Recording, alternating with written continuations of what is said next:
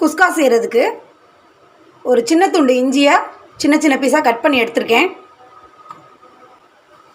10 பல்லு வெள்ளைப்பூடு, ஒரு கைப்பிடி அளவு ஃப்ரெஷ்ஷான புதினா, ஃப்ரெஷ்ஷான இருக்குன்னா கொத்தமல்லி ஒரு கைப்பிடி, பெரிய பச்சை மிளகா அதனால் நான் 1 எடுத்திருக்கேன். நீங்கள் 2 பச்சை மிளகா சேர்த்துக்கோங்க, கரெக்டாக இருக்கும். ஒரு கைப்பிடி சின்ன வெங்காயத்தை தோல் உரிச்சிருக்கேன், அதை அப்படியே சேர்த்துக்கலாம். உங்கள் கையில் ஒரு பிடி இருக்கணும். இதை அப்படியே மிக்சியில் நைஸாக அரைச்சிட்டு வந்துடுவோம். ப்ளைன் குஸ்கா செய்கிறதுக்கு குக்கர் அடுப்பில் வச்சுருக்கேன். கொஞ்சம் நெய் சேர்த்துக்குவோம். ஒரு 2 ஸ்பூன் சேர்த்துக்கோங்க. ரீஃபண்ட் ஆயிலும் தேங்காய் எண்ணெயும் கலந்து தான் செய்ய போகிறோம். இந்த ப்ளைன் பிரியாணி இல்லை ப்ளைன் குஸ்கான்னு கூட சொல்லலாம், சூப்பராக வரும். நெய், தேங்காய் எண்ணெய், ரீஃபண்ட் ஆயில் 3 கலந்து செஞ்சு பாருங்கள், பிரியாணி கமகமன்னு இருக்கும். கொஞ்சமாக தேங்காய் எண்ணெய் சேர்த்துக்குவோம். Refined oil ஊற்றிக்குவோம். பிரியாணி தாளிக்கிறதுக்கு 2 பிரியாணி இலை, கொஞ்சம் கல்பாசி, ஒரு சின்ன துண்டு பட்டை, 2 கிராம்பு, 2 ஏலக்காய், கொஞ்சம் சோம்பு எடுத்திருக்கேன். இதை அப்படியே எண்ணெயில் போட்டுடலாம். 2 பெரிய வெங்காயம் கட் பண்ணி எடுத்திருக்கேன், போட்டுடலாம். நைஸாக நறுக்குங்க, அப்போ தான் நல்லா வதங்கும் வெங்காயம். பிரியாணிக்கு தேவையான உப்பை இப்போயே சேர்த்துடலாம், கல்லுப்பு.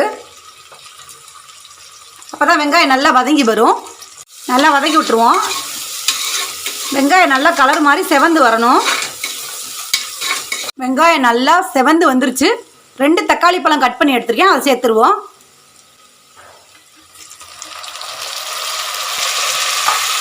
கலந்து விட்டுலாம். தக்காளி நல்லா மசிஞ்சு வரட்டும். மிக்சியில் அரைச்சி எடுத்துகிட்டு வந்த இஞ்சி பூண்டு சின்ன வெங்காயம் விழுத சேர்த்துடலாம்.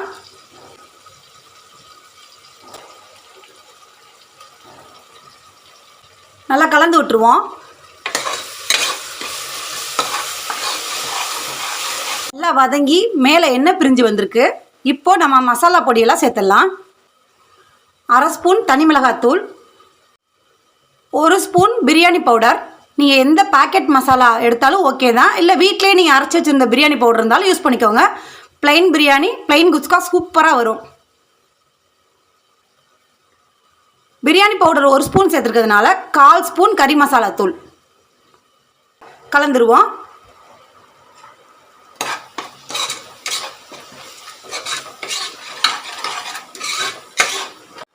ஒரு 2 ஸ்பூன் கெட்டி தயிர் சேர்த்துக்கலாம்.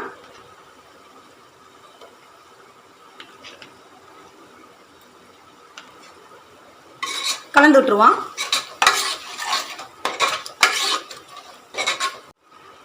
கால்படி அரிசிக்கு 1க்கு 1.5 அந்த கணக்கில் தண்ணி அளந்து சேர்த்துருக்கேன்.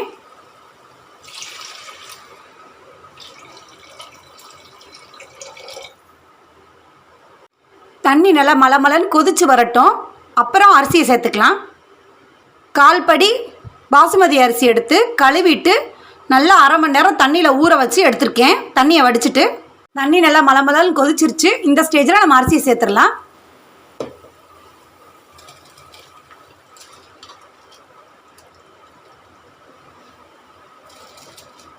இந்த ஸ்டேஜ்லேயே நீங்கள் உப்பு காரம் செக் பண்ணிடுங்க. உப்பு கரெக்டாக இருக்குது. குக்கர் மூடியை போட்டு க்ளோஸ் பண்ணிவிட்டு சிம்லே வச்சு 2 விசில் விடுங்க.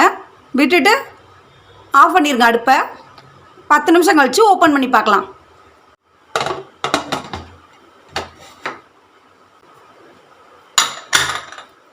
நல்லா 2 விசில் சிம்மில் வச்சுட்டு 10 நிமிஷம் அடுப்பை ஆஃப் பண்ணி வச்சுருந்தேன். இப்போ திறந்து பார்த்துடலாம்.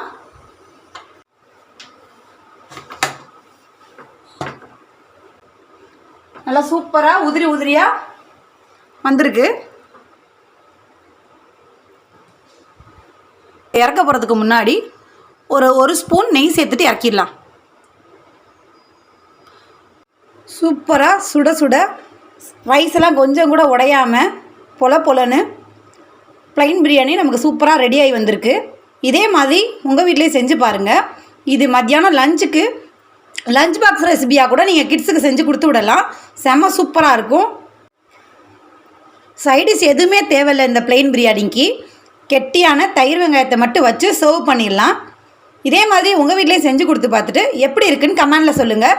ஈஸியாக டக்குன்னு செஞ்சிடலாம் இந்த பிளெயின் பிரியாணியை. நான் போடுற வீடியோஸ்லாம் உங்களுக்கு பிடிக்கும்னு நினைக்கிறேன். பிடிச்சிருந்துச்சுன்னா லைக் பண்ணுங்கள், ஷேர் பண்ணுங்கள், கமெண்ட் பண்ணுங்கள். என்னோட சேனலை சப்ஸ்கிரைப் பண்ண மறந்துடாதீங்க ஃப்ரெண்ட்ஸ். வேறு ஒரு நல்ல வீடியோவில் வந்து உங்களை பார்க்குறேன். பாய்.